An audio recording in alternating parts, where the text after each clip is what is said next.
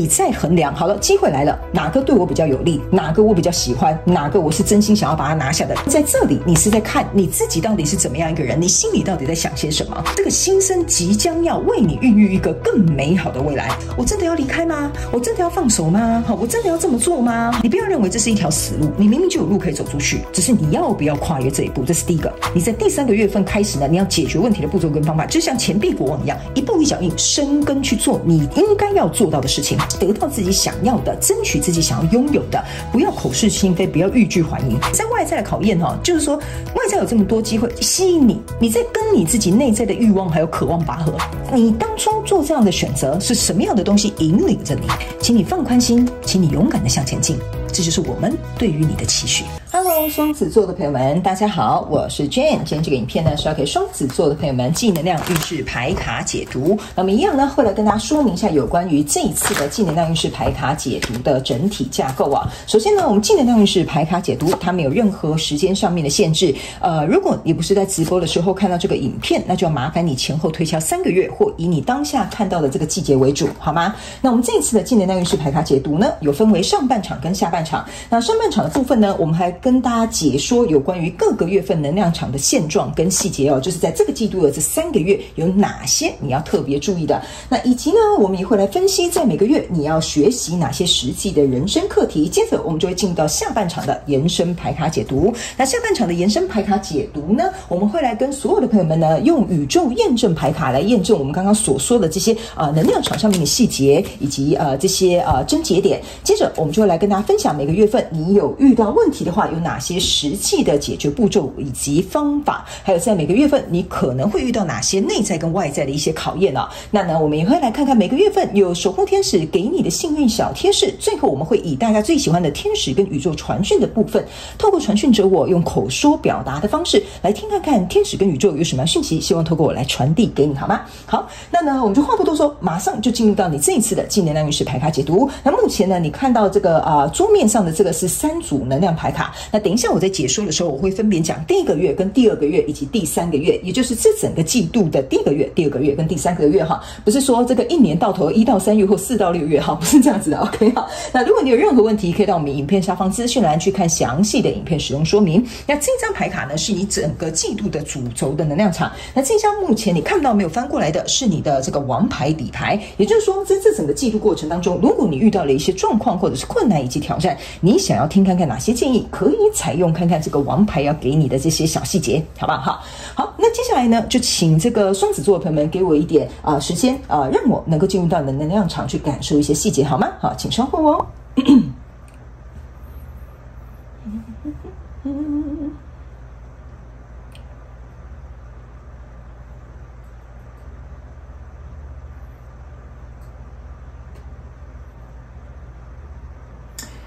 好的 ，OK。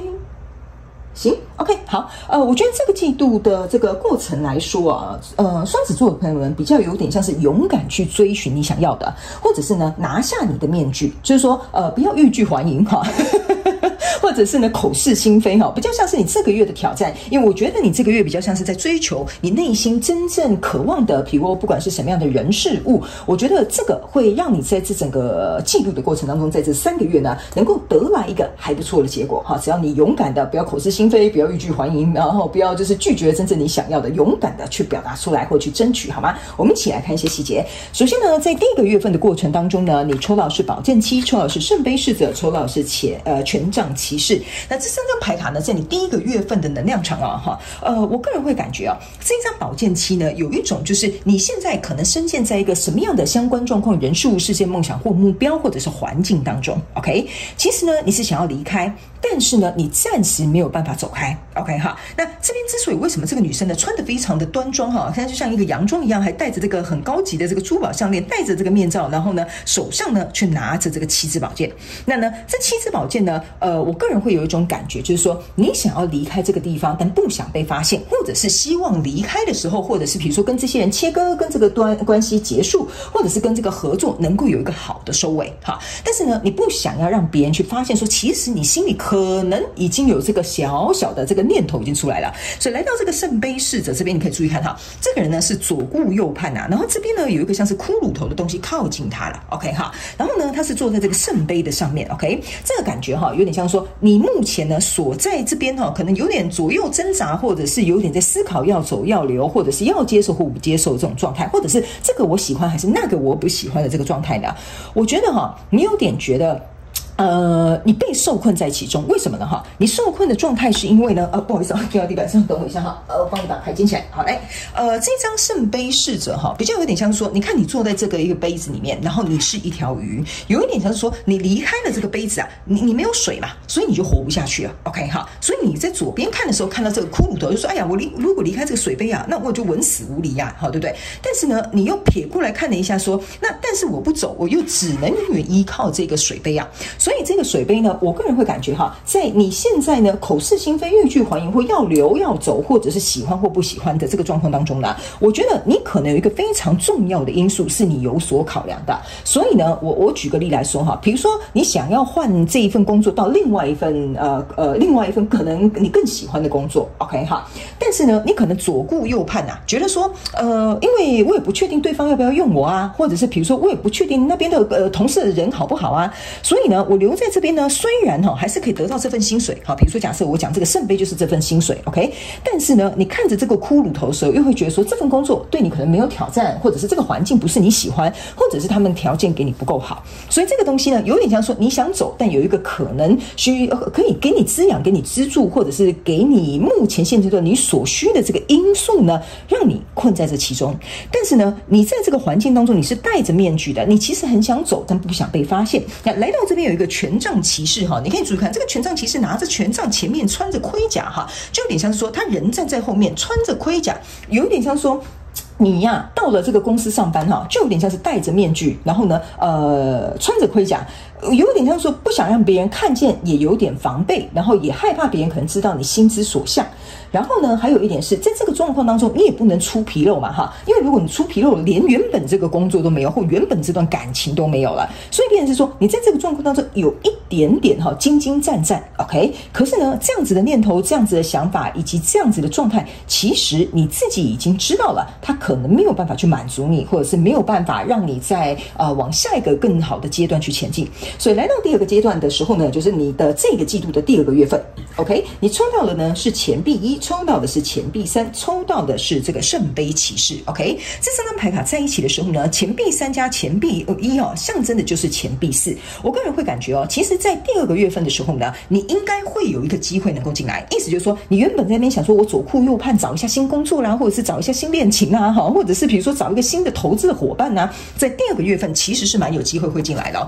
因为这个时候进来的这个跟你交手相关状况人事物、事件、梦想或目标呢，其实应该是你蛮喜欢的 ，OK。而且呢，你在这个过程当中，你会觉得说，哎，这个是有发展性的，因为这个钱币1啊，它是站在一个绽放的玫瑰花上面，所以你会觉得说，哇，这个新来的这个交手相关状况人事物、事件、梦想或目标或机会哈，哎，我感觉哦，它是有发展性的哦，它可以让我蜕变，它可以让我生活变不一样，它可以让我整个认知、整个环境、整个状态都变不一样。所以这个东西进来的时候，对你来说其实是相当诱惑的，因为呢，在这里呢有一个圣杯骑士。那这个圣杯其实非常有趣的哦，哈，来，你注意看哦，这是一个在月黑风高的一个夜晚哈，然后这个女生呢，在这个河边哈，她呢把这个圣杯啊悄悄的倒在这个河里面 ，OK 哈，原本呢你是坐在这个杯子里哈，但是呢现阶段呢你会觉得说，我应该呢要把这个杯子倒掉了，我不能再把我的精力、把我的时间放在这个原本的旧东家或这一段感情或这一个合作伙伴身上了 ，OK 哈，所以呢你慢慢的让你自己的情绪抽离，就是说你要离开，你先把情绪抽离，这样比较好办事 ，OK？ 我觉得这张牌卡给我有这样的感觉，因为如果你不把感性拿到旁边，不把情绪跟这种情感的这种过去的缘分啊，或过去的这种人情啊等等之类的，这个就有点像说你已经在做一个预备动作了，你想把它倒掉了。OK， 因为这样子到时候呢，要分手、要离开，或者是要换公司，或要跟这个合伙人切割，你都会觉得我比较好处理。所以来到第3个月份的时候呢，你抽到的是这个权杖侍者，以及这个战车牌卡，还有这个圣杯一。我觉得呢，你真正会付出行动，就是在第3个月份，因为呢，在第3个月份的时候，你的战车牌卡已经出来了，这个圣杯一也出来了，你开始勇敢的想要向前去追求你真正喜欢的。所以呢，你看哦，你就这样子跳跃起来哈，接受这个你真正喜欢的这个圣杯一。为什么呢？因为你在这边是一个钱币3，这个圣杯一加这个圣杯一加上这个圣杯一加起来其实是圣杯3，所以我会觉得在第3个月份的时候，它是一个比较好的时机，或者是比较好的状态之下，你可以做一个改变或转变。那这个权杖侍者呢，有一点像说，权杖侍者就有点像我接下来想要一步一步慢慢走了。OK， 好，我接下来呢，想要能够去拓展我接下来真正想要去做的一件事。那这一张牌卡还有给我一种感觉，就是说你希望能够在接下来的这个，不管你选择什么样的交手相关状况人事物哈，你接受这个机会也好，或者是离开这段感情也好，或者是重启炉灶到另外一个公司也好哈，这个权杖骑士给我有一种感受，就是说，我怎么说呢？就是你愿意从头再来过，你愿意一步一脚印，你愿意能够把眼光放远一点点，即使有点辛苦，要用走呢，没办法再骑马了，因为你在这边原本是这个权杖骑士嘛 ，OK 哈，所以你会觉得说没办法再骑马了，因为我可能要下马了，这个杯子我也要走下来了 ，OK， 但都没有关系，我想要靠我自己的这个怎么讲，这个脚也好啦哈，实力也好啦，或从头来过，从零开始都可以，好不好哈？你宁可这样子去做，去奔放你自己人生美妙的乐章。所以呢，你整体季度的能量场在这边呢，你抽到的是权杖女王，你终于把你的面具拿下来了 ，OK， 你成为自己能够掌舵的这一个主人了 ，OK 哈。所以呢，你看哦，这是一个弓哦哈，它虽然是一个权杖，但它这边有一条线，就有点像说你要瞄准你真正想要去的目标了。所以我个人会感觉哈，我在拿这一张权杖女王的时候，其实有一个很微妙的能量场，就是某部分的双子座的朋友们啊，我觉得这个新来的这个跟你交手相关状况人事物事件梦想或目标呢，是有一点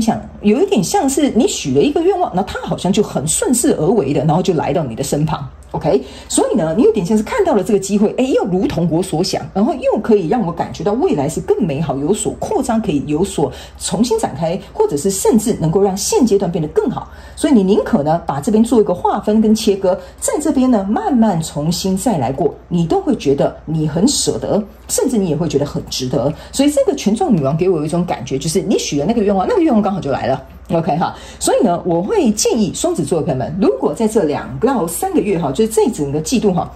在后面这2到3个月比较重要这个能量场哈，你可能要抓紧机会就要上车咯。OK 哈，你要抓紧机会就要上车了，因为呢，我觉得你在第1个月份这个能量场是怎么讲？是很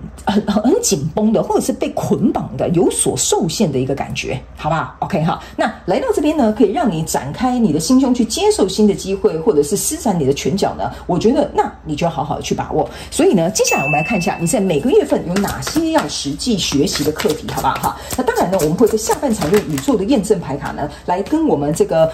双子座的朋友们来验证一下有关于各个月份的能量场跟细节，还有如果遇到一些状况的话呢，我们有哪些实际解决的步骤跟方法，以及呢，你会遇到哪些的内外在的考验，在每个月份，还有每个月份有哪些幸运小贴士，我们都会一一跟大家呈现，好吧 ？OK 哈，好，那接下来我们先来看你每个月份呢所要能够去学习的这个课题。好，来，首先呢，在这个第1个月份的过程当中呢，你抽到这张是星星牌卡 ，OK 哈，星星牌卡呢，它象征的就是你希望对人生充满希望，但是呢，你注意看到，这是一个女生坐在这个湖边，正在看这个倒影。其实这就是为什么我会告诉你哈，你第1个月份应该有很多跟自己内在对话的状态，所以在第1个月份呢，你要去看到这是一个倒影。就是说，你要好好去看看你现在自己，你要学习去看看你现在自己，你在什么样的位置？这个位置是你喜欢的吗？这段关系是你想要的吗？这个成就是你追求的吗 ？OK， 所以这个星星牌卡有一点像说，你在这个月份要学习的就是反思，并且看清楚你自己所在的位置，然后好好的去问你自己，这个东西有为你带来希望吗？有为你带来热情吗？有为你带来这种对生命的憧憬吗？这个就是你在第1个月份你要能够实际去学习的课题。因为我觉得哈，你在这边既然哈会穿着盔甲，戴着这个面具啊，其实就有点像是你不想去面对，你会觉得说啊，其实好像看起来不错 ，OK， 然后或者是某部分小众的这个双子座的朋友们，你现在这个状态其实在外人的眼光看起来是不错的。OK， 好，但是可能就是因为这种社会框架，或者是这种别人认为你不错啊，你发什么毛病啊？你为什么要突然这样子啊？哈，所以这个东西可能在某部分的双子座的朋友们呢，你可能就因为这样卡在这里了。OK 哈，好，那来到这个第二个月份的时候呢，你要学习的这张牌卡叫做月亮。OK， 你注意看哦，这是星星，然后走到月亮。OK， 接下来非常有趣哦，你的牌卡很有趣哦，走到太阳。OK 哈，我告诉你哦，有些时候哦，这种洗这个牌真的很神奇哦。你看，你从这个星星、月亮走到太阳，这个大概是我解牌这么久以来哈，第一次看到星星、月亮、太阳同时出来，而且是这样子出来的。OK 哈，这张月亮牌卡其实是在告诉双子座的朋友们，在第二个月份的过程当中，已经来到一个对决的时刻了。我刚刚有跟你讲了，车来了，你要不要上车？OK 哈，你不要说我在这边买一个门票，期待车子会来，但是车子来的时候，你又不敢上车，那你许这个愿望是要干嘛 ？OK 哈，所以第二个月份呢，我觉得是你准备要正面对决了，就是说你这些情绪，我上次是不是有跟你讲哈？你是不是会用这个杯子嘛，把这些情绪倒下，人情啊、回忆啊、什么等等之类，你对我的爱啊哈，全部倒光之后呢，你会把宝剑拿起来，一分为二，然后把这个情绪呢先暂时放到远方 ，OK？ 所以在第二个月份的时候是正面对决的时刻，你要能够勇敢的学习，去跟这个旧有的不知道是什么样的相关状况、人事物、事件、梦想或目标或环境哈，你要来一个我觉得面对面的对谈也好，或者是决定也好，或者是筛选割舍都好了，好不好哈？这是你第二个月份，其实就像我刚刚讲的一样，这只是重复蛮符合我刚刚重复验证再验证，为什么呢？因为你注意看哦。我刚刚为什么会跟你讲这一张牌卡是要请你把这些感情啊，或者是这种感性放到旁边，因为你看这两个月亮是一模一样的位置，它以前是被遮掩的，但这一张牌卡是要你学习让这个月亮跑出来，就是说我看见了，我很在乎这份工作，我可能也很在乎这份感情，或者是我也觉得这个合伙人有情有义 ，OK， 但是我觉得这段感情可能不能滋养我，这个公司可能没办法能够让我有更好的成就，所以这个合作伙伴呢，我觉得他跟我发展性就只能到这样。这个时候你就要把这个月亮这个东西呢，把它拿出来了 ，OK？ 因为它原本呢是一半的月亮而已，接下来是来到满月了，满月就象征的是情绪高涨，该处理这一块的东西，该切割这一个东西，该来做一个正面对决的时候，好吗 ？OK， 好，那来到第三个月份，你要学习的课题就是一个太阳 ，OK， 好，太阳的意思就是说呢，当所有的事情按照如同你所想的时候，然后呢，你注意看哦，这一张牌卡啊，其实跟你这个钱币三是有异曲同工之妙，这两个人是牵手的，这个东西已经靠过来了哈。而且这张牌卡我要特别跟你讲一下，这个钱币三这个机会啊，或人事物啊，来到这里是把你这个月亮哈，就是把你这个情绪装到这个瓶子里面了，意思就是说它已经被我们要怎么讲，被封印了 ，OK 哈，所以它把你过去那些不好的东西都封印起来了，它不会有这些旧有的困扰跟着你的 ，OK， 所以呢，它既然已经被封印起来了，来到未来的时候，你就走到一片光明的这个世界了。所以来到这里，当你跟这个这个新的这个交手相关状况、人事物、事件、梦想或目标牵手的时候，那你要能够勇敢的去向前走。而且我有没有跟你讲哈？你刚刚呢这个权杖侍者代表的是要用走的。就是说，就算从头来过，或者是我恢复单身，或者是我跟你拆伙从零开始 ，OK 哈，你都愿意跟这个新的机会手牵手徒步向前走。所以这张牌卡就是要告诉你，你要能够很落地。OK 哈，因为这个我有点不太知道要怎么翻译，就是说你要很落地，你要能够扎扎实实的，然后勤勤恳恳的，在这个新的这个机会当中，你要能够一步一脚印。因为整个进入的过程当中呢，你在这边要学习的课题是宝剑一。